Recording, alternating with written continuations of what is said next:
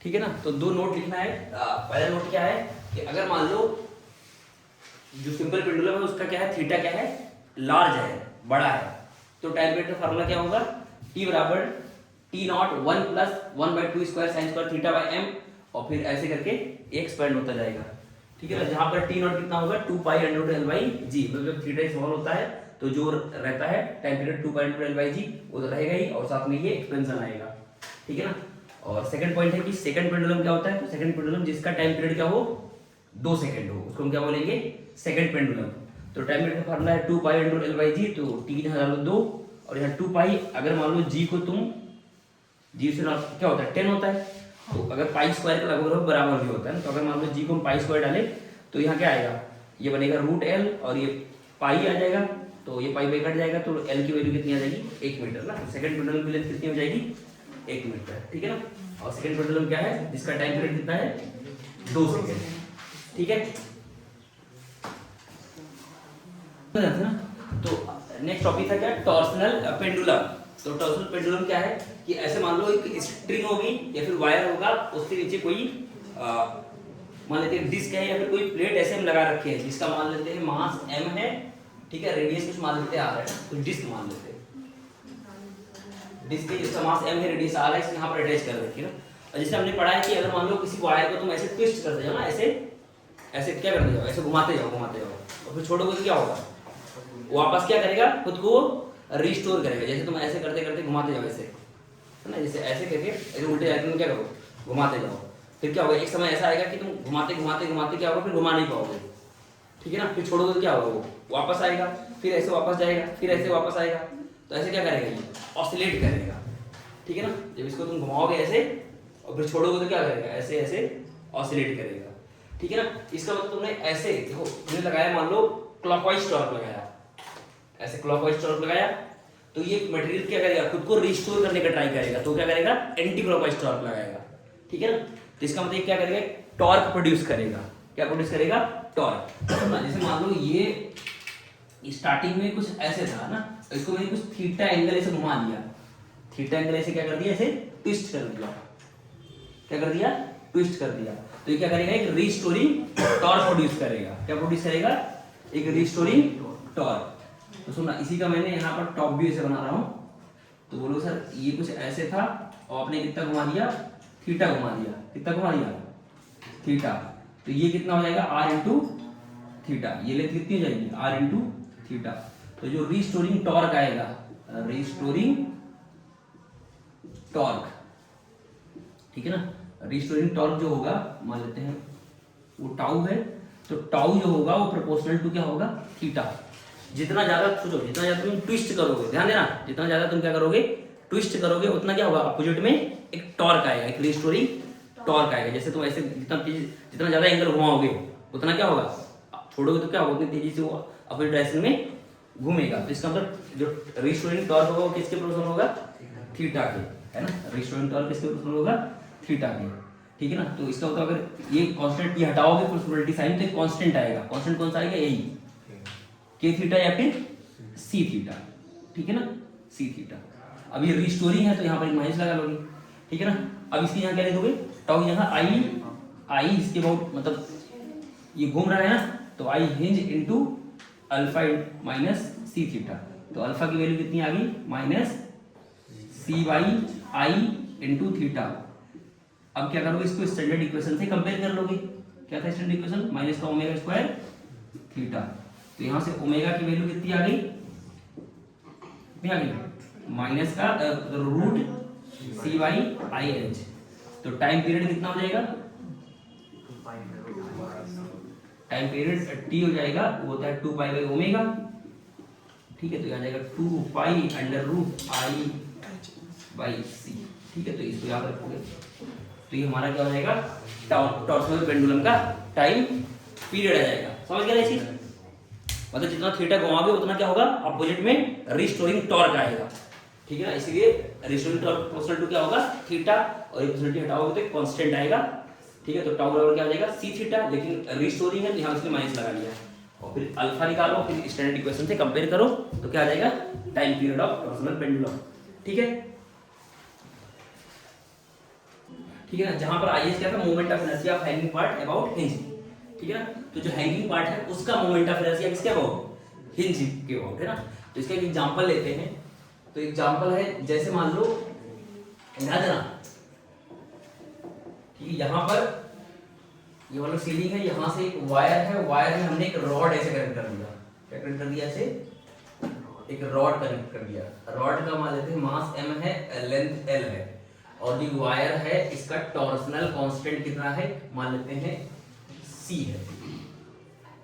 Torsional constant कितना है, c है। तो क्वेश्चन वही है, फाइंड टाइम पीरियड, है ना, कितना है मतलब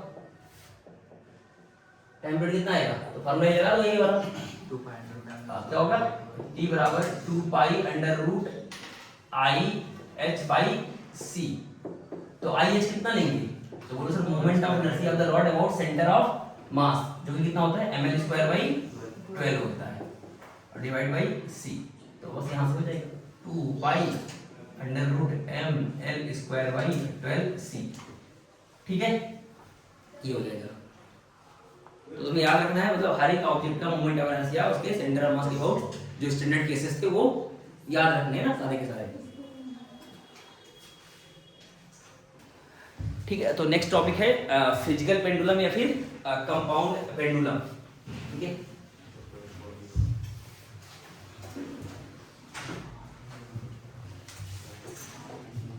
तो हिंट डालना है क्या, फिजिकल पेंडुलम और कंपाउंड पेंडुलम।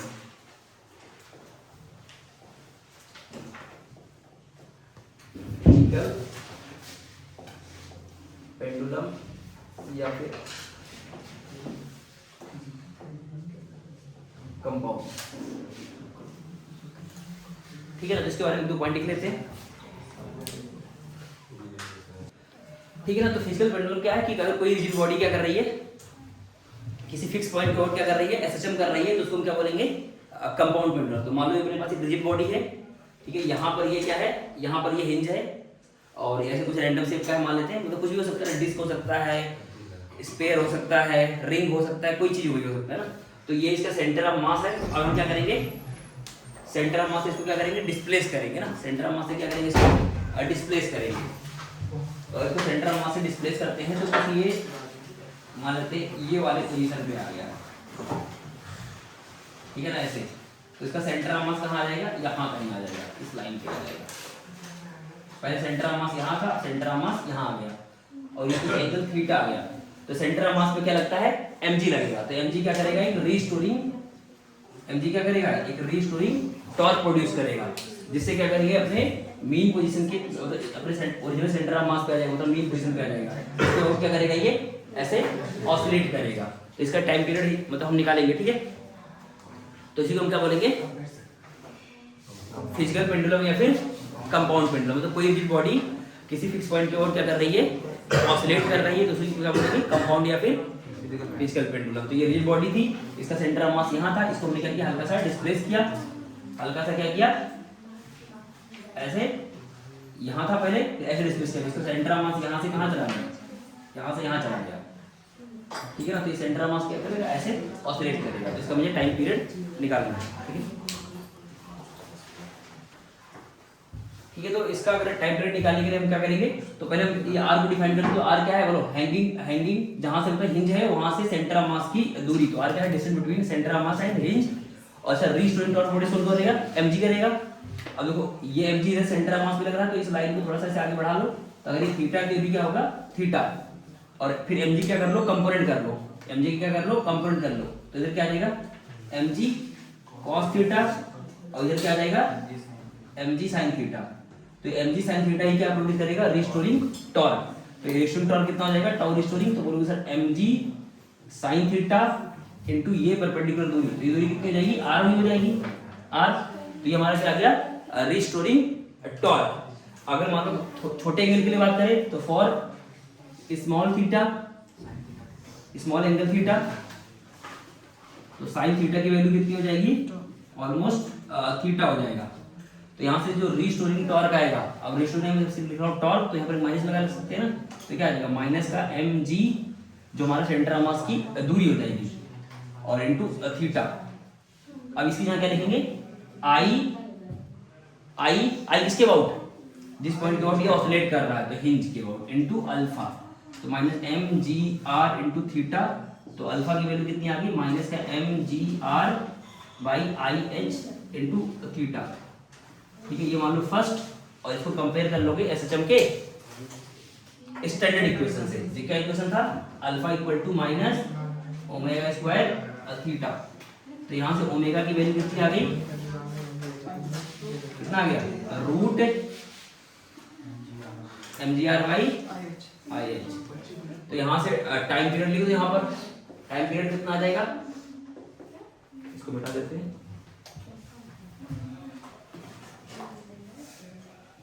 टाइम पीरियड कितना आ जाएगा, तो 2 पाई बाई ओमेगा, तो 2 पाई बाई ओमेगा, ओमेगा कितना आ जाएगा, क्या जाएगा root I H by M G R, R क्या था सेंटर ऑफ मास से हिंज पॉइंट की दूरी। ठीक है, आर क्या था सेंटर ऑफ मास से हिंज पॉइंट की दूरी, तो ये फार्मूला हो जाएगा किसका, फिजिकल पेंडुलम या फिर कंपाउंड पेंडुलम का टाइम पीरियड का फार्मूला क्या हो जाएगा, T equal to 2 pi under root I by M G R. R क्या है हिंज पॉइंट और सेंटर ऑफ मास की डिस्टेंस। अब ध्यान दो ना, यहाँ पर आई हिंज कैसे निकालोगे, तो बोलो सर हमें जनरली क्या होता है, ध्यान दो, जनरली क्या होता है कि रिजिड बॉडी के सेंटर ऑफ मास के अबाउट मोमेंट ऑफ इनर्शिया पता होता है, जैसे रिंग का पता होता है, डिस्क का पता होता है, सबका पता होता है ना, तो ये रॉड का पता होता है। तो आई एच हम निकालने के लिए क्या कर लेंगे, पैरेलल एक्सिस थ्योरम, तो आई एच जो हो जाएगा वो आएगा I C O M plus M D square, M D square, तो डी कितना हो जाएगा वही सेंटर ऑफ मास से ये वाली दूरी, तो ये हो जाएगा एम आर स्क्वायर ना, तो बस यहाँ रख दोगे आई एच की जगह। ठीक है, अगर आई एच डायरेक्ट पता है तो ठीक है, नहीं तो फिर क्या लगा दोगे I C M plus M D square यानी M R square, parallel axis theorem लगा दोगे। ठीक है, अब कुछ क्वेश्चन करते हैं ना,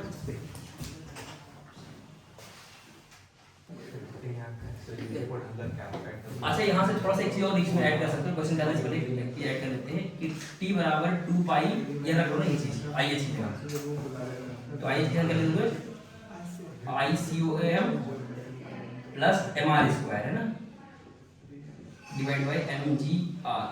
ठीक है, ये आया।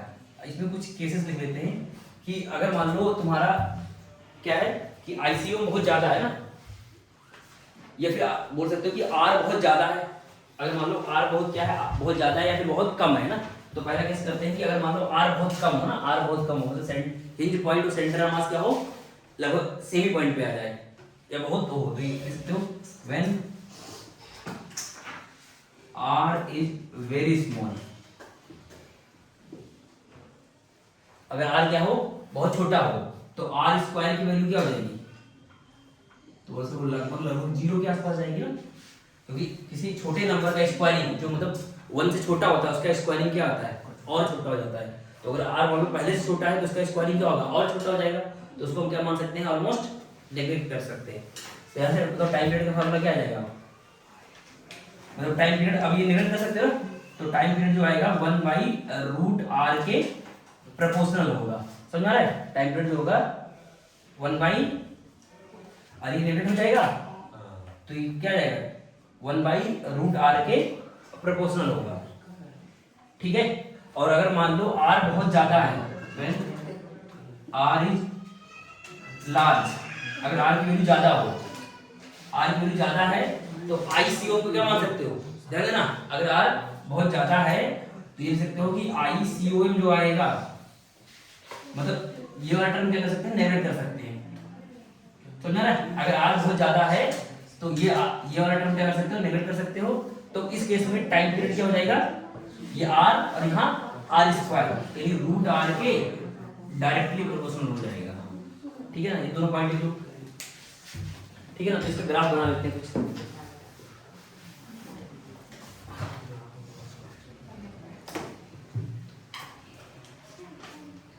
तो अगर यही हम t वर्सेस r का ग्राफ बनाए ना, आ जाओ t वर्सेस r का ग्राफ बनाए ना, टाइम पीरियड वर्सेस r का ग्राफ बनाए तो कैसा बनेगा, तो बोलो सर स्टार्टिंग में क्या बनेगा, तो स्टार्टिंग में दिख रहा है क्या t प्रोपोर्शनल टू क्या है रूट आ रहा है, ध्यान देना, टी प्रोपोर्शनल टू क्या है, रूट आ रहा है, तो इसका मतलब इसका टाइम पीरियड क्या होगा, डिक्रीजिंग होगा ना।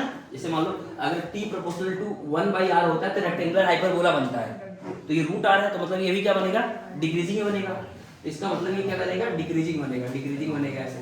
फिर क्या होगा, फिर धीरे धीरे डिक्रीज करेगा और फिर क्या होगा, बड़े लेंथ के लिए क्या बन जाएगा, ये इंक्रीजिंग बन जाएगा। क्या बन जाएगा, इंक्रीजिंग बन जाएगा, मतलब पैराबोला जैसा कुछ बनेगा, दिख रहा है ये। अगर टी आर बराबर क्या आ जाएगा, टी स्क्वायर, तो ये मतलब कुछ ऐसा बन जाएगा ना, ठीक है। तो ये कुछ ग्राफ बन जाएगा ना, मतलब स्टार्टिंग में डिक्रीज करेगा, फिर क्या होगा, एक मिनिमा आएगा, फिर इंक्रीज करेगा, ठीक है,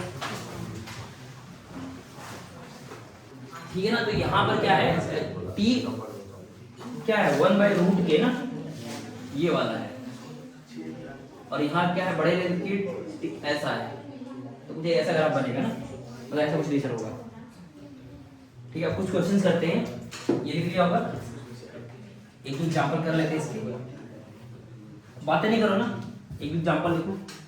तो एग्जांपल नंबर 1 यानी क्वेश्चन नंबर 1 मान लेते हैं, और क्वेश्चन है कि ध्यान दो, एक रॉड है ऐसे, ठीक है, एक रॉड है, इसका मास m है, लेंथ l है, ठीक है। तो इसका टाइम पीरियड बताना ना, क्या बताना है, इसका क्या निकालना है, time period of oscillation, time period of oscillation, find T है ना, फाइंड टी। तो कैसे निकालोगे बोलो, है ना, तो बोलो सर इसका सेंटर ऑफ मास यहाँ कहीं होगा, कितने दूरी पे होगा सेंटर ऑफ मास, L/2 पर। फिर क्या लगा दोगे, टाइम पीरियड का फार्मूला क्या होता है, टाइम पीरियड का formula 2π√I hinge by mgr, तो कंपाउंड पीरियड होगा ना ये। तो यहाँ से I हिंज कितना होगा, तो रॉड का एंड पॉइंट के बाद कितना होता है, डायरेक्ट ml²/3 होता है। तो यहाँ क्या लिख दोगे, ml²/3 और बाई mgr, m से मर जाएगा ना, तो यहाँ से कितना आ जाएगा, 2π, r मतलब L/2 हो जाएगा ना, r कितना रहेगा इस केस में, L/2, तो कितना आपने सॉल्व करके, तो ऊपर बचेगा L और 2L है ना, बाई 3g है ना, तो ये हमारा टाइम पीरियड हो जाएगा, ठीक है। एक और एग्जांपल ले लेते हैं, ये क्वेश्चन नंबर 1 हो गया। एक रिंग का ले लेते हैं, डिस्क ले लेते हैं। क्वेश्चन है, ध्यान देना, यहां पर मान लो एक डिस्क है, अरे बातें नहीं करो ना, ये डिस्क है, एक डिस्क है जिसका मास m है, रेडियस कैपिटल R है, ये यहाँ पर ऐसे हैंग कर रहा है, ठीक है ना। तो इसका भी टाइम पीरियड बताओ जल्दी से ना सब लोग फटाफट। ये इसके अबाउट यहाँ पर हिंज है, तो इसका मुझे क्या बताना है, टाइम पीरियड ऑफ ऑसिलेशन, कर बताओ ये वाला सब लोग। तो टाइम पीरियड का क्या फॉर्मूला था, 2π√I हिंज अपॉन mgr।